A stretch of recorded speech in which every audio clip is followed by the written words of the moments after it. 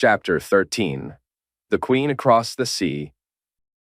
Staring up at her ancestral home, Daenerys Targaryen wasn't sure how she felt standing on the beach as she stared up at Dragonstone. Behind her stood those who had served her well and believed in her mission. Finally, she had come home. After living in exile for 24 years, her entire life spent cast away by the usurper who had tried to have her killed, she wasn't sure how she felt about being home. It had been through Viserys that she had heard stories about their home, about the bad men that had taken the throne and cast them out, murdering their family and forcing them to live in exile. Ducking down, Daenerys grasped at the sand beneath her feet, allowing it to slip through her fingers. Her head bowed as she tried to wrap her head around the fact that she was really here. Daenerys took a moment to gather herself, getting back to her feet as a man approached them. He looked wary, taking in the army that had arrived on his doorstep. "Lord Daeron Targaryen welcomes you to Dragonstone and awaits you in the throne room," the man said, taking in the foreign queen. He eyed her warily as he took in the people that gathered behind her. No doubt not one of them had ever stepped foot in Westeros. They were foreigners as much as the woman who had come to claim the Iron Throne. Daenerys paused at the greeting. A frown sat upon her face as she pondered the words, the name holding no meaning to her, not even the fact they shared a name. Viserys had never made any mention of a Daeron, and her knowledge was limited on since she had no connections to mainland Westeros since Jorah had been dismissed from her side. Missandei and Grey Worm shared a small look, neither of them sure what to make of another Targaryen, especially when Daenerys had often talked about being the last of her house, and now there was one sitting in her ancestral home. "Very well, take me to this Lord Daeron Targaryen," Daenerys stated. She clasped her hands in front of her and stared up past the man towards Dragonstone. She would judge whether this other Targaryen would be a threat or an ally to her. She had no idea what to expect from this Lord Daeron, and her stomach turned not knowing what to expect. Entering the throne room, Daenerys held her head high as she followed the man, with Missandei and Grey Worm following behind her. She couldn't stop herself taking in the room as she entered, everything feeling so foreign and unfamiliar to her. Finally, her eyes rested upon the man at the center of the room, her lips pursing at the sight of him who looked far from what she had expected. Daenerys had thought that this Daeron Targaryen would look more like herself at Viserys, that he would share the noted white blonde hair that all her family share. Instead, here, she found a man that looked nothing like she would have thought a Targaryen would look. He looked no different to her than the man that had brought her to the throne room. Beside him stood a woman who clearly held some Valyrian blood. The woman held her high proudly as she stared at Daenerys with a look that made her a little uneasy.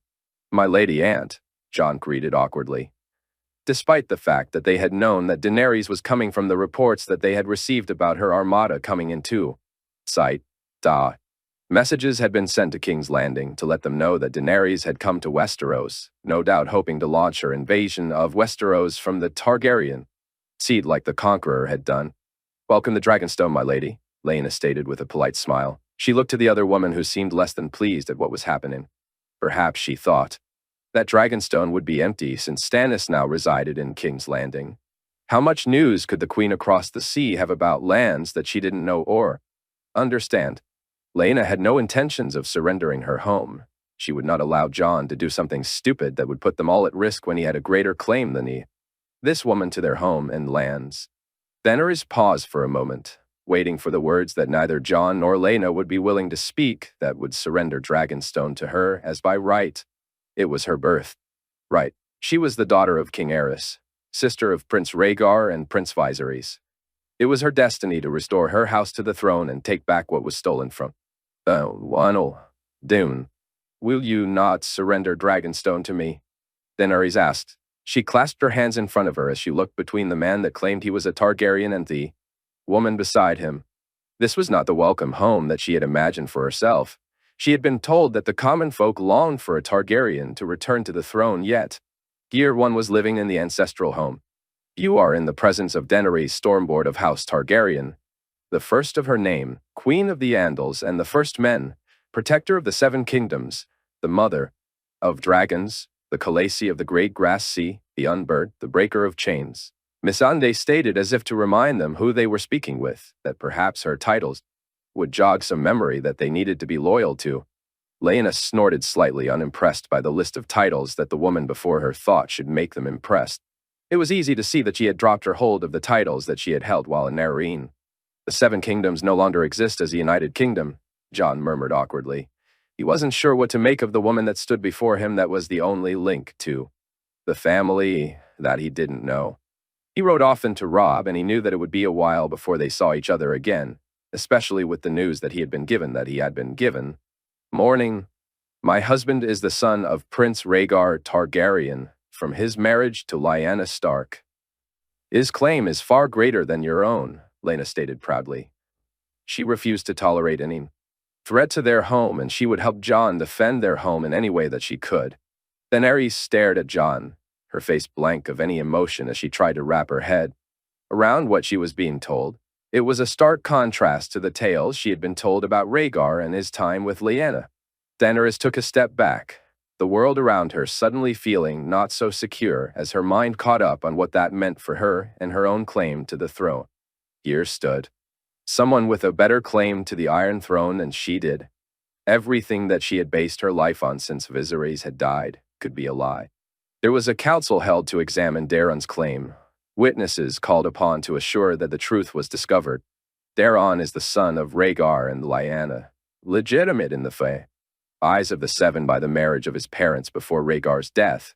Lena informed the room. She could see the cogs in Daenerys' mind turning, and she was putting an end to any doubt. Daeron was the rightful heir, and had renounced the Targaryen claim to the throne, content to rule Dragonstone and find peace here after everything that had happened to him. I understand that this must be shocking news to you, that it might come as a complete surprise, Jon said, watching the look on Daenerys' face. He could still recall Maester Aemon's words about Targaryens alone in the world being a terrible thing.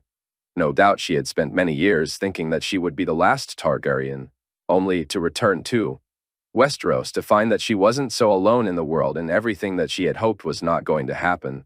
There was no grand welcoming, no one plotting to restore House Targaryen to the throne. The people had enough of war. They had suffered for years under the war against the Lannister, and there was finally peace. We are more than happy to offer you a place to rest, although we must advise that your presence here has been reported to King Stannis, Jon stated, knowing that her presence here could not be ignored. The last thing you wanted was for Stannis to deem himself some sort of threat. Daenerys' presence here was not something that was going to go unnoticed. The dragons themselves were eye-catching. Lyanna had watched their approach and had been in awe of them as she had stood atop of Dragonstone. Lyanna had told Jon about how 2 of her own ancestors had been dragon riders, how her namesake had ridden the legendary dragon Vhagar. Thank you, Daenerys said, forcing a smile to her face. She was not finished yet, and she knew that she had to play her cards right if she wanted to gain back her family's throne from the usurper.